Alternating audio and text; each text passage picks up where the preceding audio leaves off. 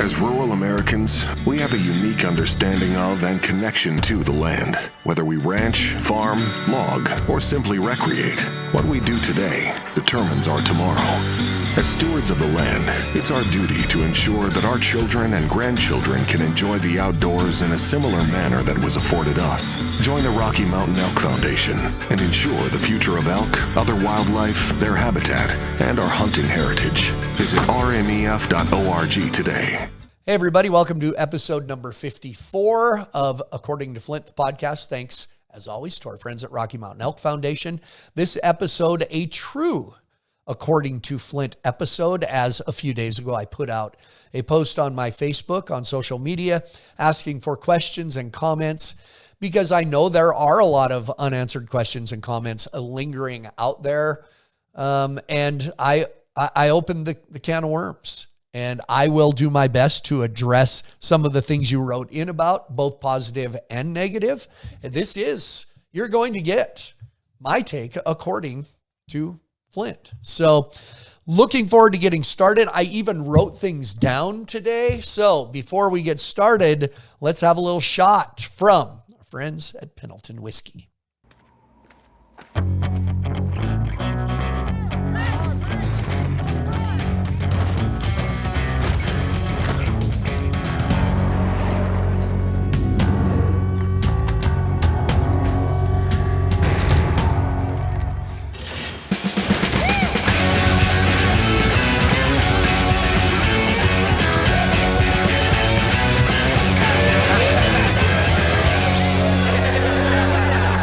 Of course, thanks to our friends at Pendleton Whiskey. And as we release this podcast and as we record it, the big Pendleton Roundup going on up at Pendleton, Oregon. One of the most unique, I think, the most unique full week in Western sports. They start their week, well, really, kind of a week before a concert on Sunday, bull riding Monday, Tuesday, rodeo Wednesday, Thursday, Friday, Saturday. They drink Pendleton whiskey by the pallet loads, and it is one of the most unique rodeos I ever did. One of my favorites, which I will get to in answering a question in a little bit, but just a very unique experience. A small town which triples in size, probably more than that. Friday and Saturday, over 15,000 people at the rodeo. So that is going on now. And yes, I still have a strong connection to the rodeo world, and I do miss being at the Pendleton Roundup in some way. I was a part on the inside of this week at Pendleton, Oregon for about 20 years, a little bit over 20 years. And I don't know that I sit during the day and miss being there, but it feels awkward to be an outsider looking in on the Pendleton Roundup, because for 20 years, I was not that guy. One of my favorites in the Hall of Fame at the Pendleton Roundup. So that I'm sure as we record this, not telling you what time it is, but I will say it's not before noon. There is somebody drinking Pendleton whiskey, right? Not just somebody. Thousands of people are drinking Pendleton whiskey right now. And as you watch this, whenever you watch it. So thanks to Pendleton Whiskey. Here's kind of how I wanted to approach this episode. I put out for specific questions. In essence, I get not just questions, but I get comments with no question. It reminds me a little sometimes of third grade, where you say, as the teacher always says, be sure to understand the difference between a question and a story. So what I want to do to start is address a couple things that are very consistent in what people comment to me about or ask me about, and that is the team's concept of PBR and my role on TV. Those are the first two things I want to address, and then I'll address kind of some more fun, specific questions. First of all, as you can imagine, at this time of year, coming in to late summer into the fall, with the PBR adjusting the seasons, and when the World Finals it was a big, bold move by the PBR, by Sean Gleason, the CEO of the PBR, to not just adjust the PBR season and when the World Finals which was tried 15 years ago and has been talked about for the last 15 years. But then also to throw in a new concept of bull riding in the late summer into the fall season.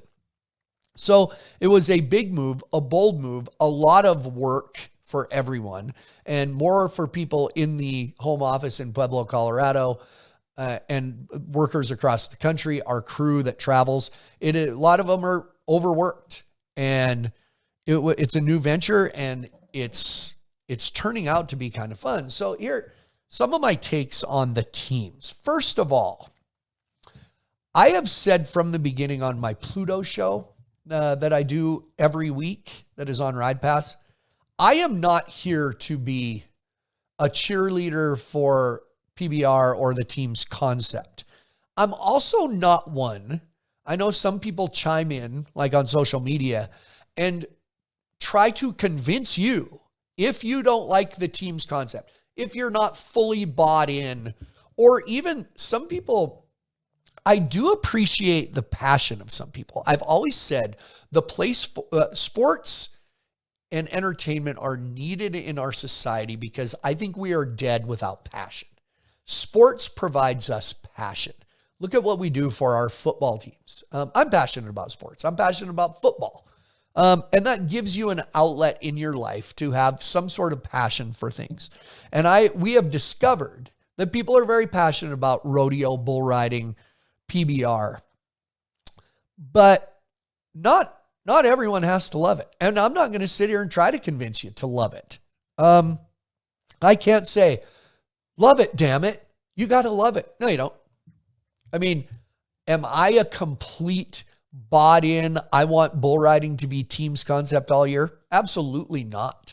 However, as we're about halfway through this little 10-week season of it, it's gotten pretty fun to watch. But what has surprised me is anger. Like to actually say things like, this is a joke, this is terrible, this is all the words that are used. In my people saying it under my Facebook post, and I understand I am an outlet because I am visible in the PBR. But being pissed off, nothing has been ruined. So it is amazing to me the questions I get that people take the time to go online on Facebook and tell me that I can't believe the PBR isn't going to have a regular season. When is PBR ever going? Is this set in stone? Are we ever going to have a regular PBR season again? So you took the time to go on my Facebook page, but didn't take the time either to go to PBR.com or look at PBR's posts. Big news, if you go to PBR.com and look at Unleash the Beast schedule, it starts Thanksgiving weekend in Tucson, Arizona. And we have events all the way through December. I'm going to miss a couple because I will go to the National Finals Rodeo to do my TV shows there. That has already been discussed. We have an event. That's when the new season starts. So it will be a full season, and that was the plan all along. And we will crown a world champion in May at the PBR World Finals. So through the blur of emotion and social media, frankly, bitching about things, very few people, I believe, have actually looked at the 2023 Unleash the Beast schedule or even knows there is a schedule out there. The teams thing was a chance to, is a chance for people who maybe don't normally just follow PBR to have an identity through a city. And we have seen home court advantages in Kansas City, in Carolina, in Winston-Salem, North Carolina. Nashville had a home crowd, and it's fun. And the live events, it was a new experiment for us. We were given a direction of a product to present in the live arena and on TV, and the direction was completely different than what you've seen through the years on the Unleash the Beast tour, on our main tour. Completely different. The problem is, a lot of times in our industry, understandably, people don't like different. So that was an actual direction, an order that we were given. By an order, I mean just let's attempt this. That's why the announcers are different. That's why they talk about different things. That's why in the live arena, we now do a hybrid. Every once in a while, we pump the good stuff that TV's doing, those cool features, into the live arena. And hopefully then maintain the energy of that show. But the anger about it, nobody's ruining bull riding. It's still bull riding. It's still the top bull riders and the top bulls. So I understand the pushback of change, but nobody's trying to ruin bull riding or take away the integrity or what it's about. Some people don't like team sports. That's why they like, I understand a lot of you. The reason you like rodeo or bull riding is sometimes you get tired of team sports. Sometimes you get tired of the politics of teams and trades and money. And so you don't have to love it. But if you like the guys, if you're fans of those bull riders, if you're fans of a lot of our bulls, you can still tune in and see them and see them ride. So again, I'm not here to convince you have to like it. That's okay. If you don't, keep up a little, see how everybody's doing, see if they're staying healthy. And the end of November, tune in, and we'll start the 2023 Unleash the Beast season. So the one thing, though, about the adjusted season, there was anger about that, too.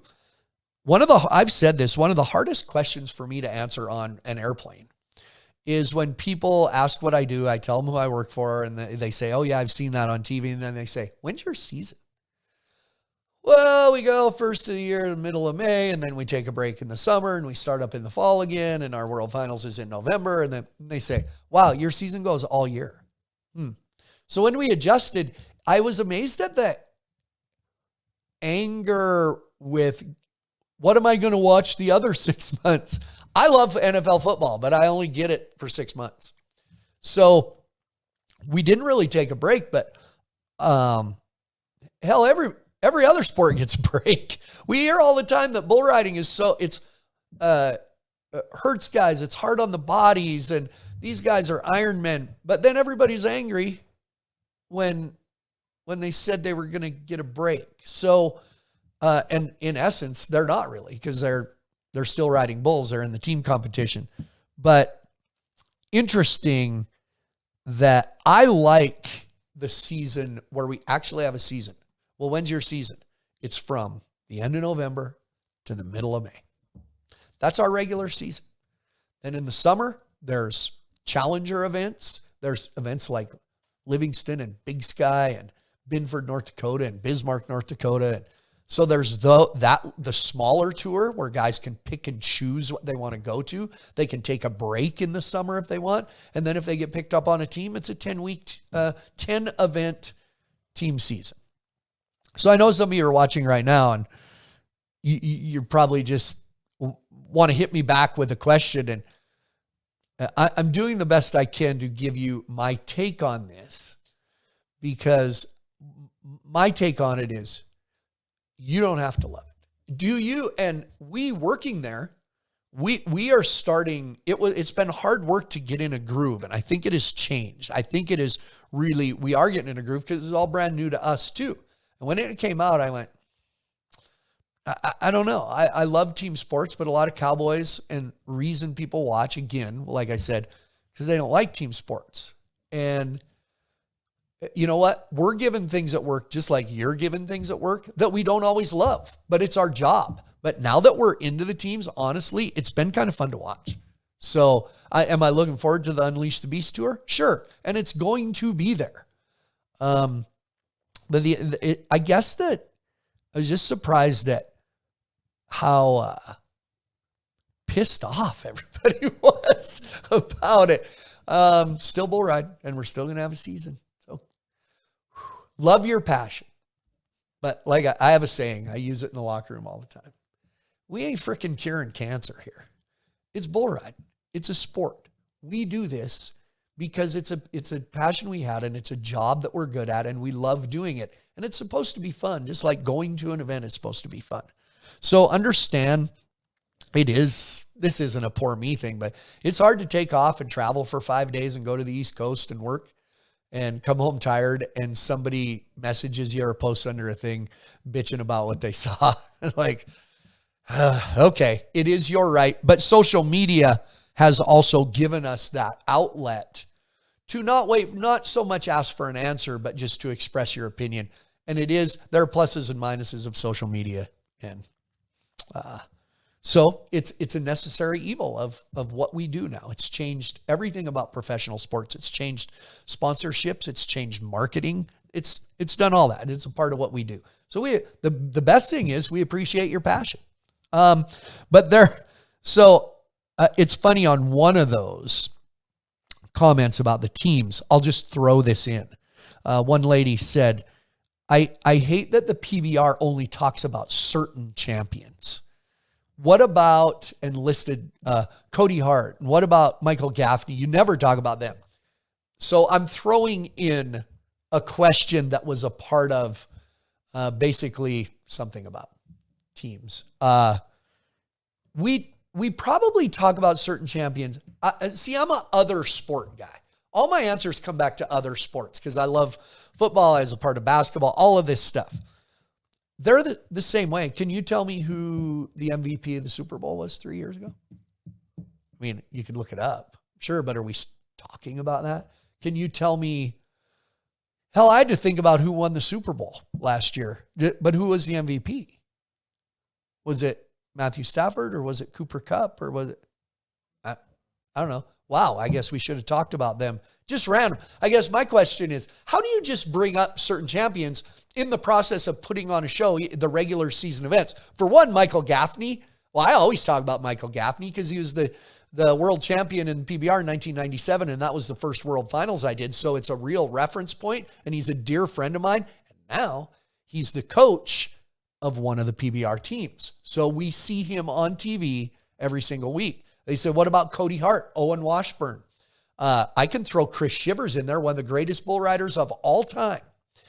Do we talk about them on a regular basis on a telecast of PBR? Probably not, because they're not playing an active role in what goes on. Do we just say, hey, let's talk about Cody Hart? Cody Hart had one of the greatest seasons in PBR history, but they choose to not really be around. I don't care if they're around. Owen Washburn is a rancher. Chris Shivers has kids.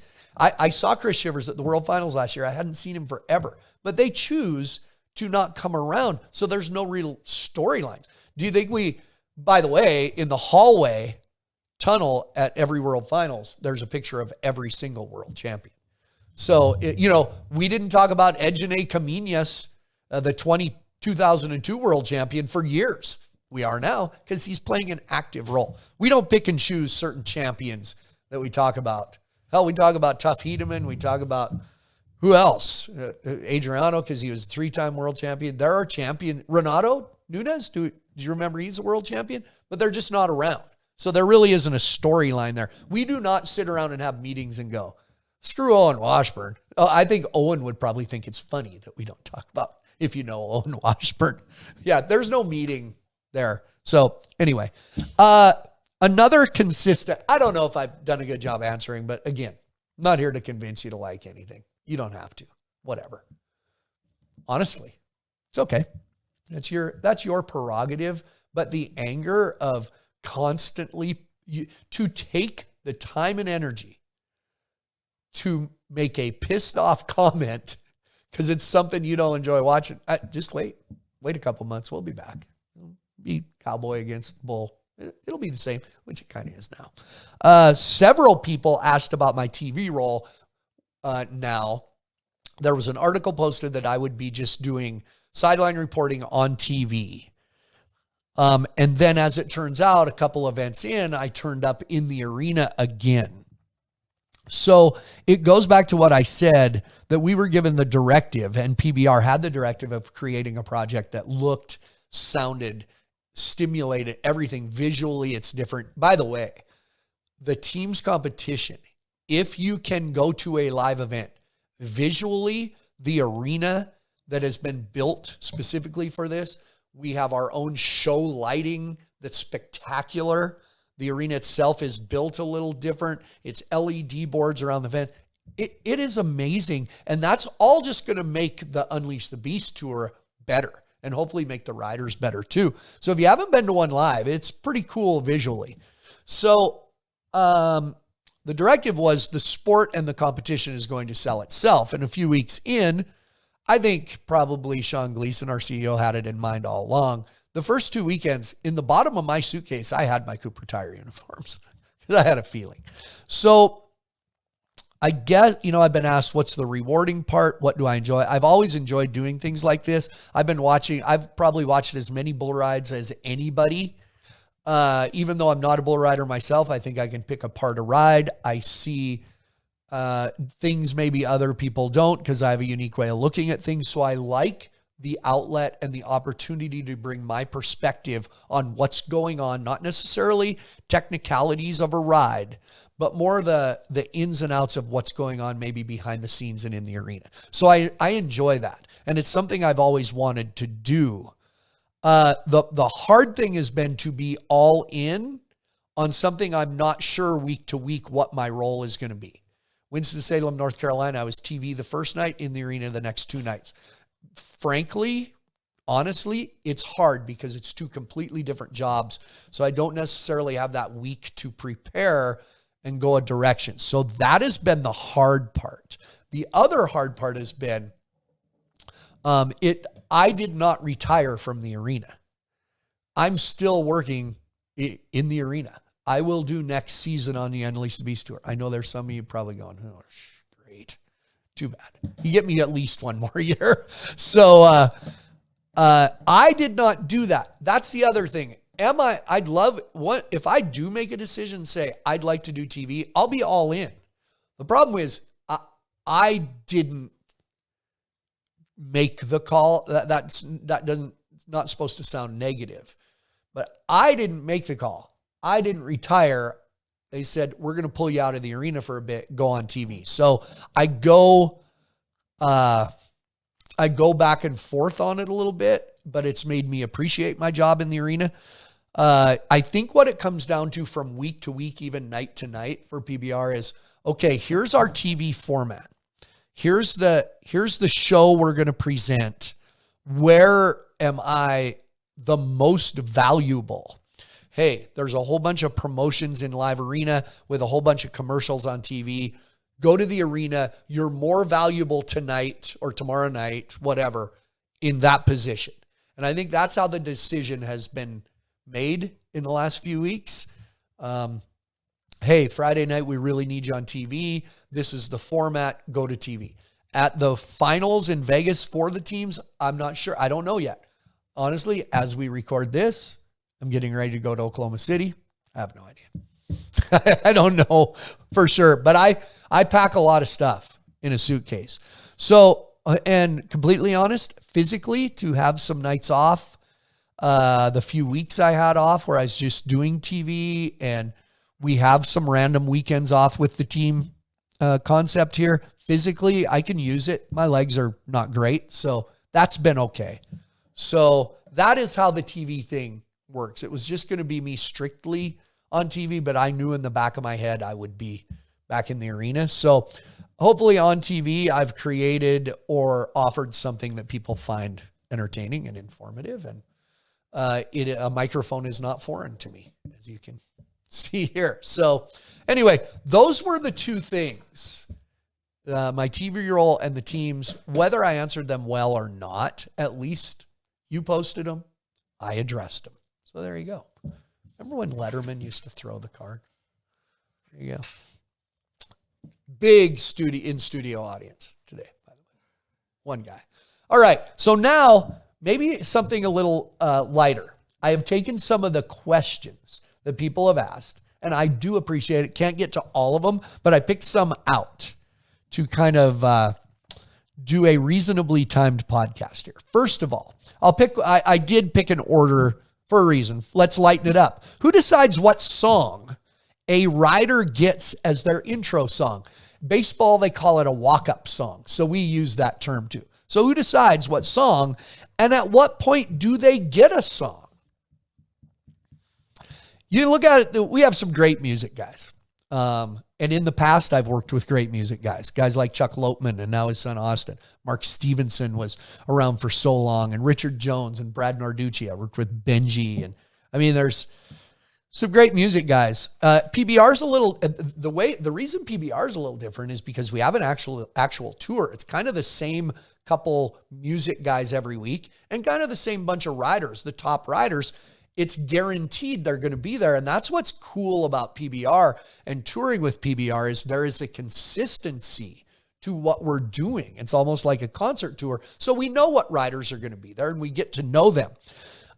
Most of the time, a lot of the times it's a rider who goes to the music director and says, here's this song.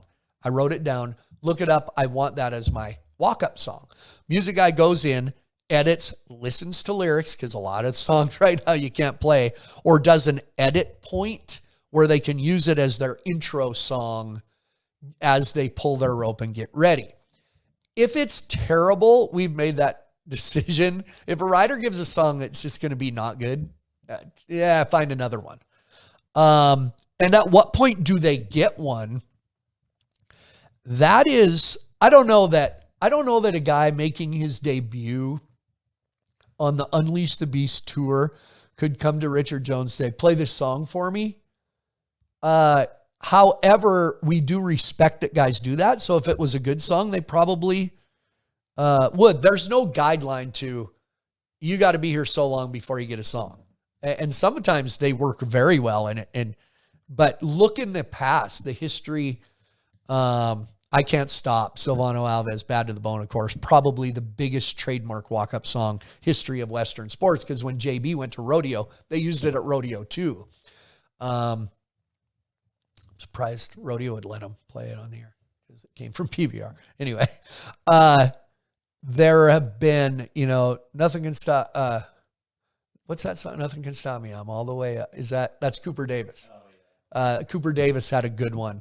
Jess Lockwood had Money for Nothing, Chicks for Free. There have been some great ones, but there's really no actual guideline. But either the rider decides, or every once in a while, the music director will pick a song that he thinks fits, and then it catches on. So there you go. Speaking of Bad to the Bone, I get the question. I can't believe I got this question.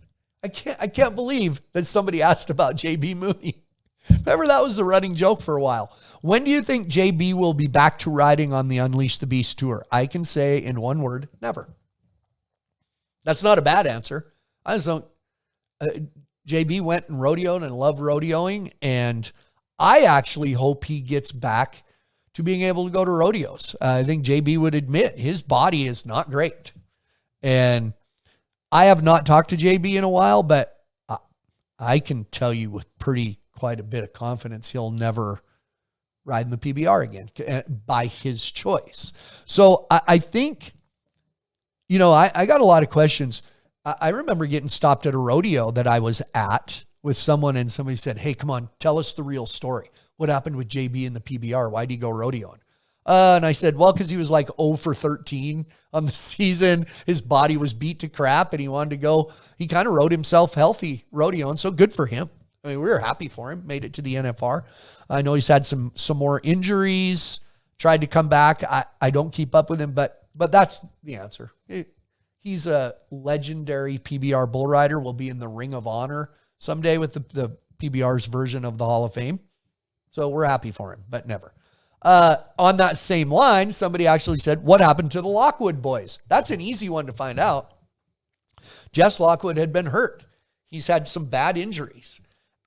He just tried to come back to ride for the Oklahoma team in the PBR teams, and the week before got on a practice bull at home, got off, landed on his hands and knees, and in a freak accident tore up his knee again. Jake Lockwood, I saw him in the summer. He goes to some Challenger Series events. He just hasn't had the success that his brother has had. The other thing is they're ranchers in Southeast Montana. They got some ranching going on. So it's not their whole complete identity. But Jess Lockwood, all you got to do is look it up. He's just been hurt. Let me make something very clear, though. I see some pretty derogatory comments questioning Jess Lockwood's heart and try based on injuries. Every injury that Jess Lockwood has had that has kept him out of competition for months at a time is a legitimate, pretty severe injury. Like right now, somebody said he's done. He just doesn't have the heart he used to. He tore his damn knee up. Like, I mean, it's a bad deal. Every injury he's had, he tore his hamstring, came back and for some reason didn't feel right. They discovered in the same injury had split his pelvis open. I mean, you can go through his laundry list of injuries, and then I could challenge any of you to try to come back from any of those. So that's what has gone on with Jess Lockwood. And a lot of people question Jess Lockwood's toughness because of the way he looks. He's small and he's cute and he smiles. Jess Lockwood's a state champion wrestler from Montana. He's a beast. So anyway, that's where the Lockwood boys are. So Jess, Jake, Ed, their dad, Angie, their mom. We'd love to see you back. We'd love to see all of you. His aunt, Lisa Lockhart, one of the greatest cowgirls and barrel racers of all time. There you go. You're going to be related to them pretty soon, huh? Logan here, his brother's marrying. I hope they go through with it. His brother's marrying Jess Lockwood's first cousin, Alyssa Lockhart. Look at it's an incestual little world we live in.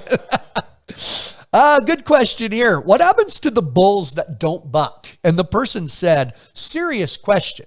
Do they go in somebody's freezer? Do they, what? And it is a question we get asked a lot. What happens to the bulls that don't buck?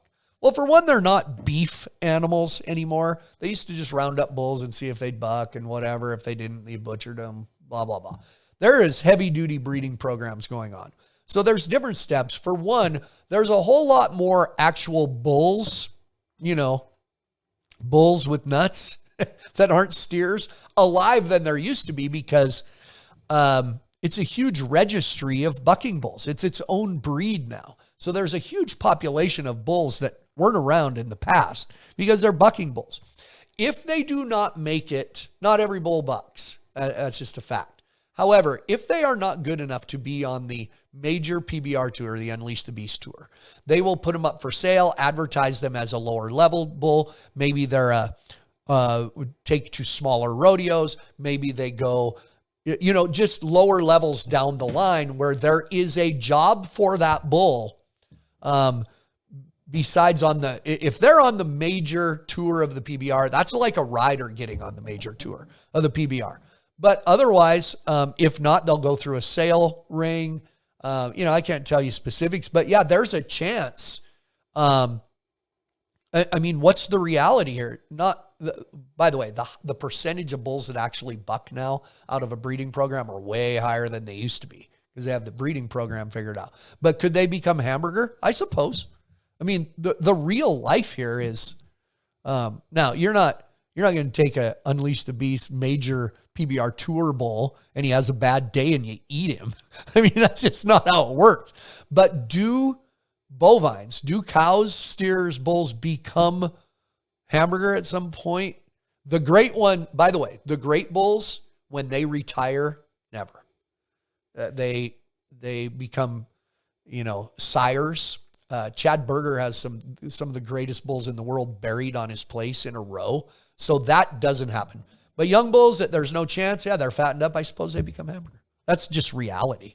I mean, sorry, everybody that doesn't know where your meat comes from, but that is. So good question.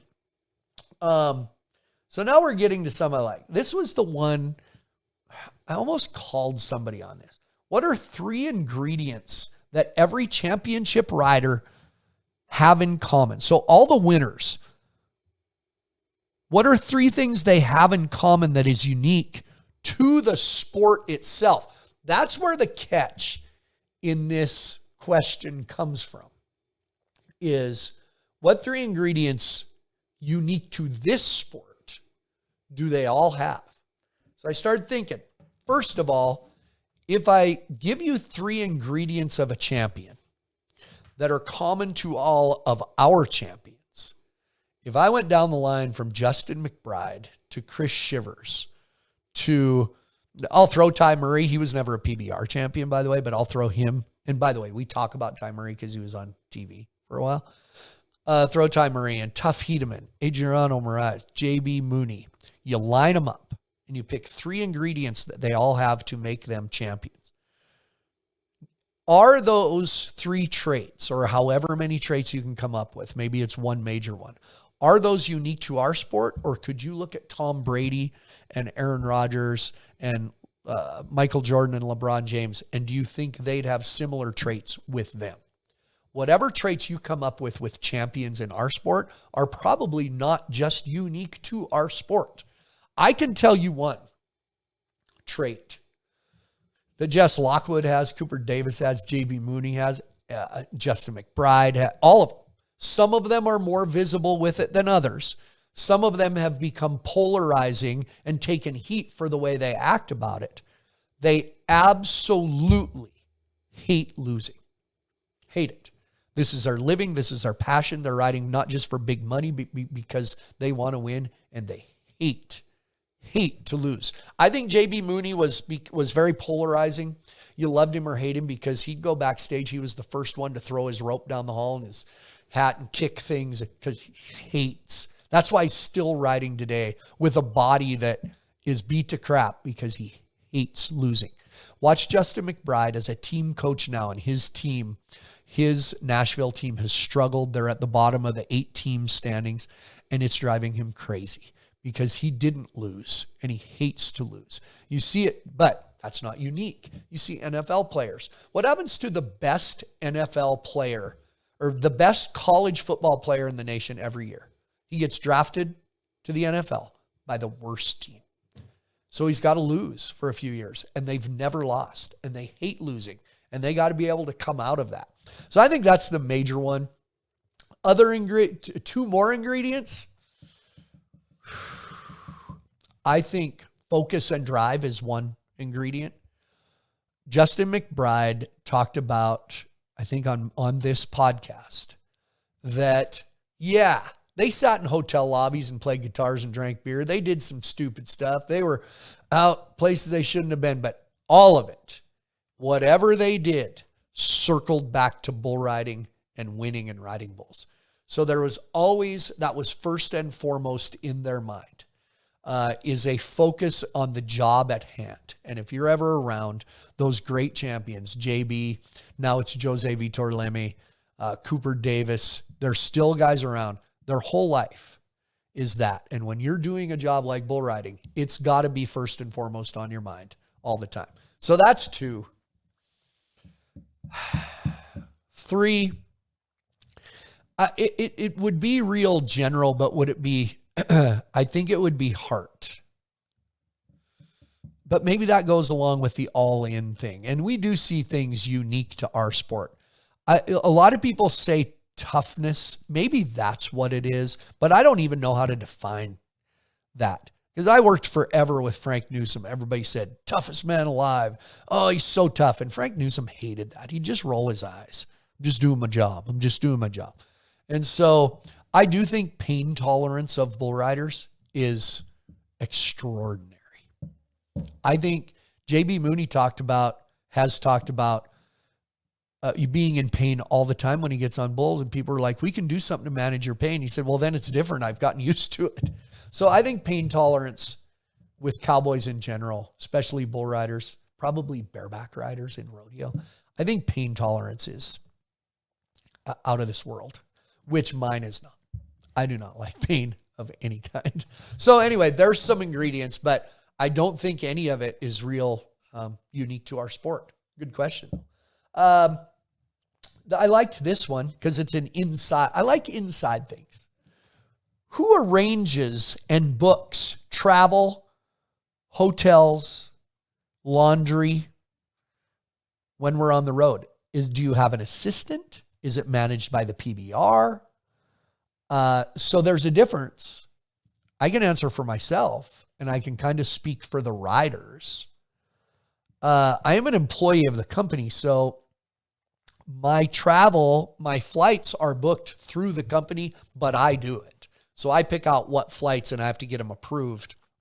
But I know flying out of Billings, Montana is not There's certain, I kind of know the flight schedule. So I do it on my own, which reminds me, I got to book some flights coming up.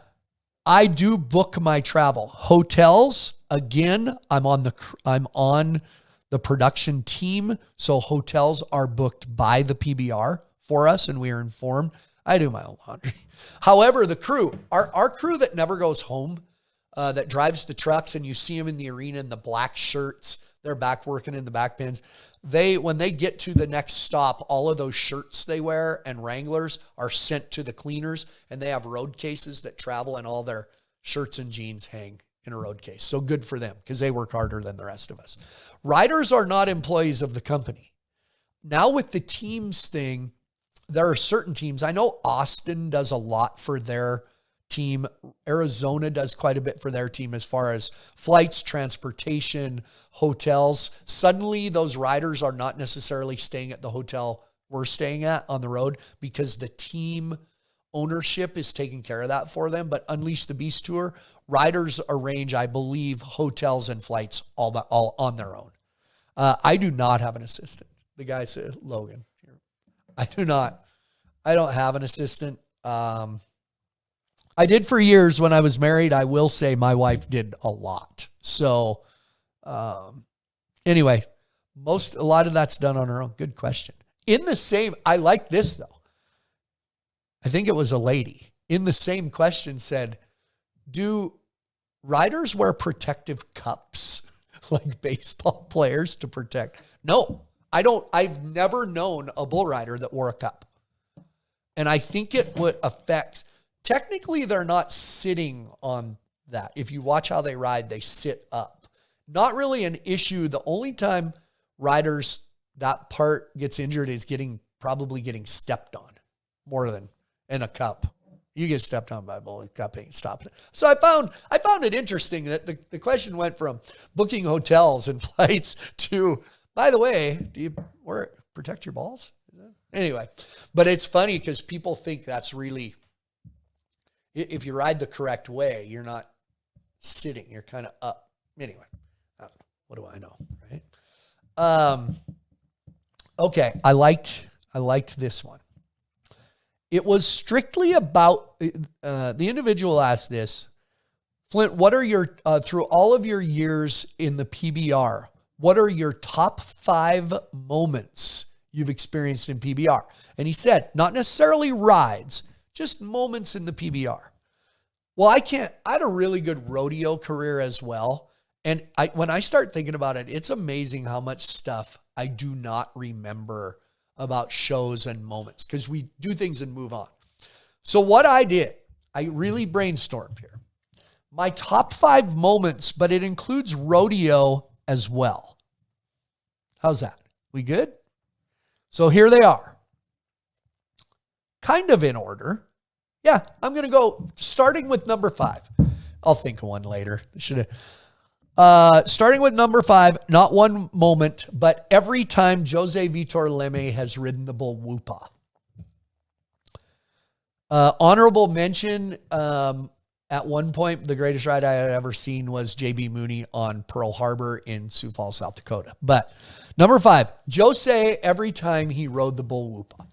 Unbelievable. Then I come home and see on social media, what the hell's PBR doing? No way that was a 97-point ride. In person, greatest rides I've ever seen.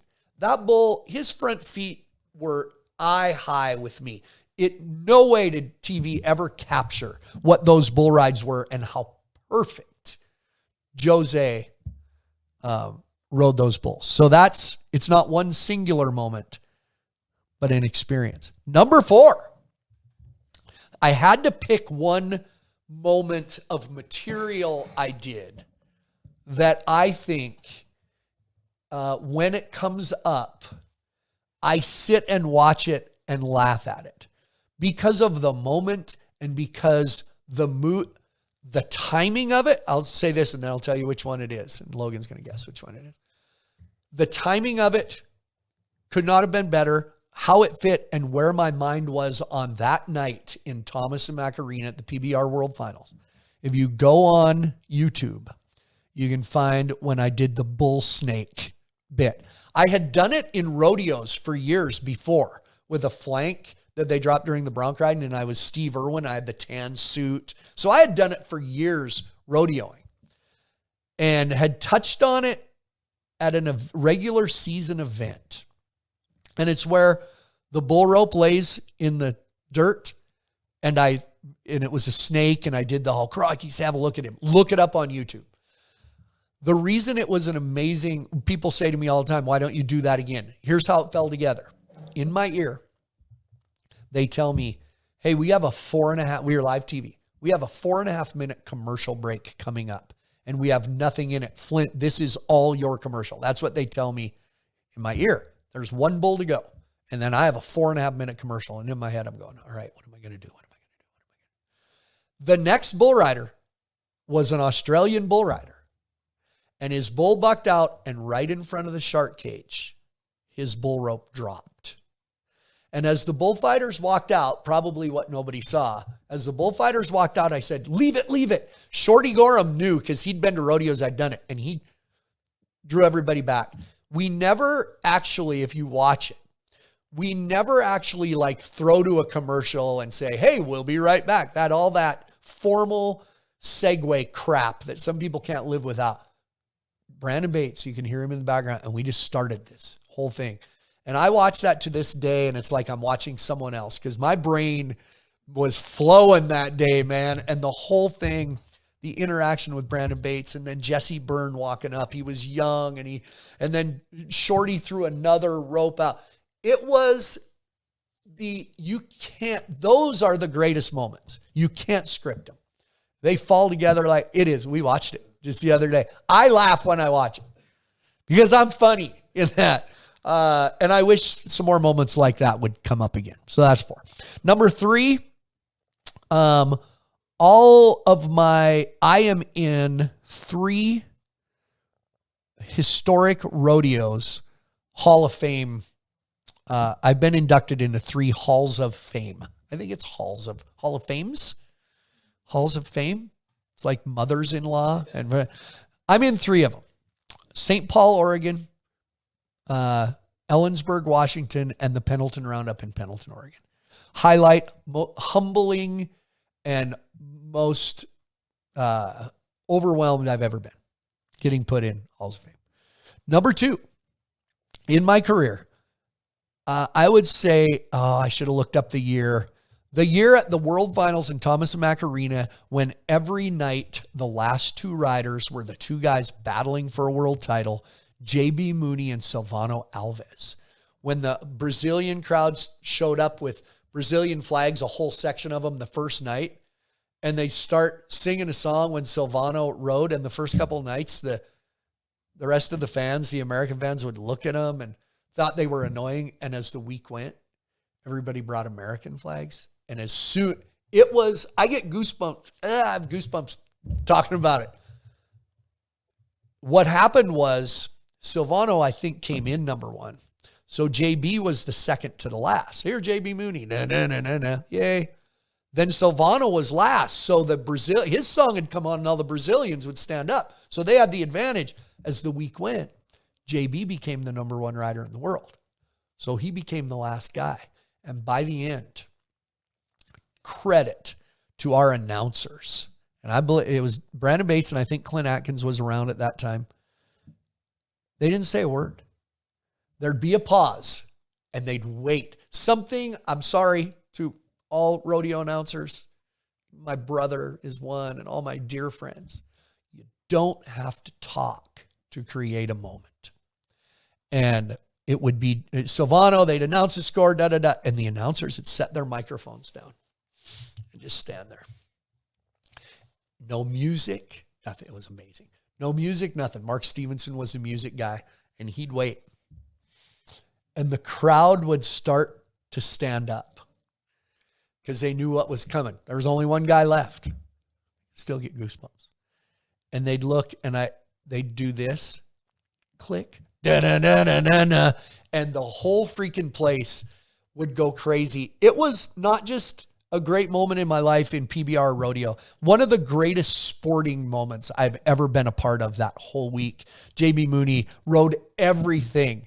and ended up being the world champion. It was the use of production and the use of announcers stepping out, music stepping out, and then they'd let that music play. They didn't have to say all that crap that is said. Look at this guy. Everybody knew.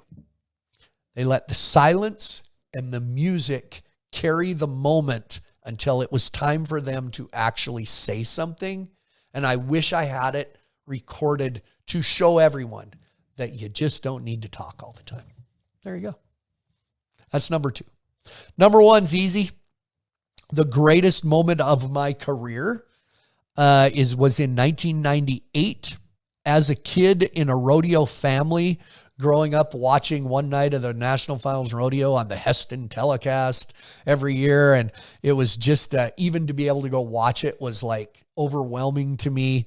In 1998, I rolled my barrel out into the Thomas & Mack Arena for my very first Wrangler National Finals Rodeo. And it was overwhelming. My mouth was so dry. I actually told this story this morning on my brother's radio show. I knew I couldn't, at the NFR, later in my career, I did get to perform a little bit and wear a microphone. But at that point, it's more just an honor how you get voted to be the barrel man at the NFR. My mouth was dry, and you can't leave the locker room. There's no room. You can't go watch the rodeo. You watch it on a monitor in your locker room. During the barrel racing, you get to come down the tunnel. And there's this energy comes up that tunnel. And oh my God, I was so nervous. And I knew I couldn't talk. So I got somebody gave me a piece of gum. So I sat out there, they introduced me, and here I am. I had never even sat anywhere except the top seats until I got the NFR. I'm chewing gum. The whole time, 15 bull riders. When I chew gum, I chew the hell out of that gum.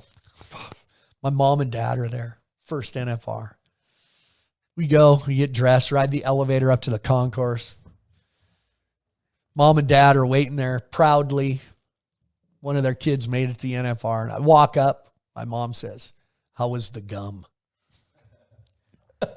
Greatest ever. We're so proud. I've never chewed gum in the arena since. I'll chew gum at the beginning and then spit it out as soon as the show starts because I'm obnoxious. So there you go. So there's my top 5. How was that? Not bad. I think they're a good 5. Last thing, or two more things. To wrap it up, I think they're a good way to. Somebody said, "Do you have any interest in going back to working at rodeos?" Of course, it has crossed my mind as I get to the end of my career. Crossed my mind more in a almost hypothetical way, but yeah, I'll be honest. Yeah, I've looked into it. I've dug into it. Here's the deal with rodeos. I've told people if I could pick 10 rodeos to do. Even doing PBR and then at certain times a year, I get to do 10 rodeos. I would do that. Here's the problem. Well, it's not really a problem. It's just a fact. The rodeos that I want to pick to do, I would be 3 years out from being able to do them because that's how far in advance they're contracted with other clowns, entertainers, whatever you want to call them. They might have JJ Harrison or John Harrison or Matt Merritt or whoever booked for a 2 or 3 year contract. And I would never be the guy to go try to scoop those up. I mean, I do think it's part of business, but that's the reality. So that's what makes it hard. But if I could pick 10 rodeos to do and do it, that would be fun. So guess what people ask me? What are your 10 rodeos you'd do? In no order.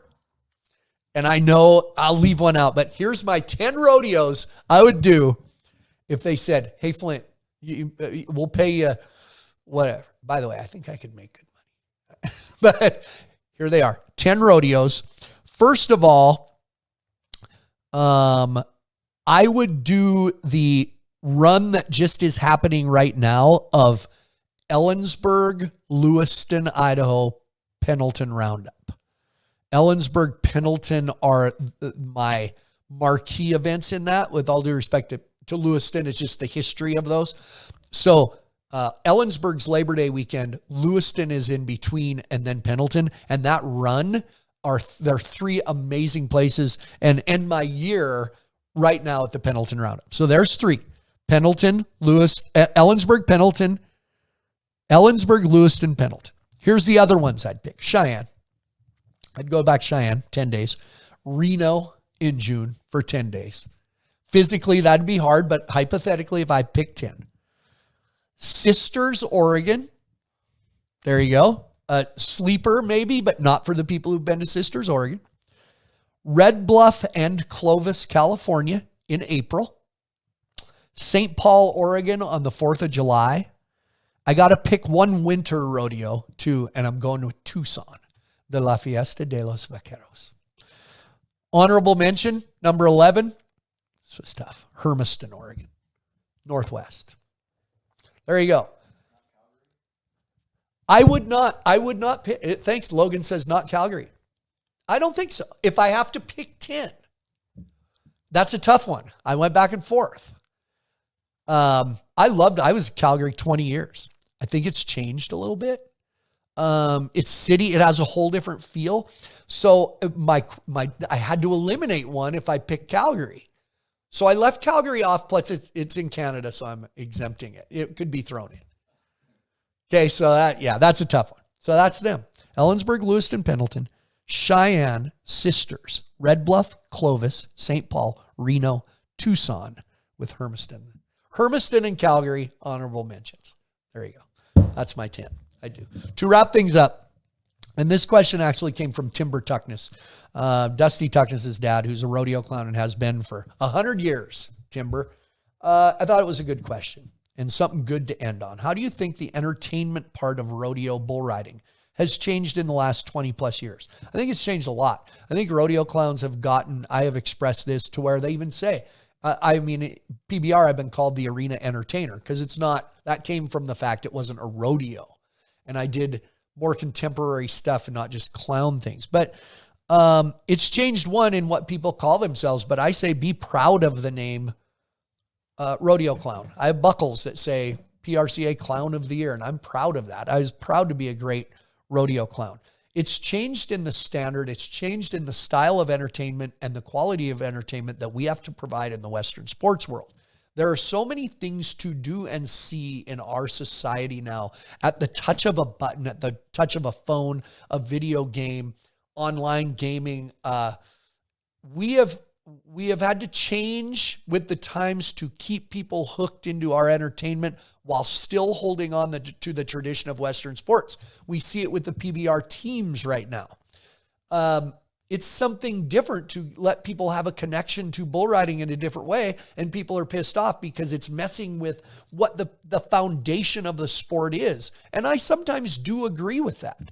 But we have had to change. But in the last 20 years, so from when I was really getting rolling, I've seen it change for one, the use of a music director that truly can help the tempo and mood of a rodeo using music. I've always said music is the ultimate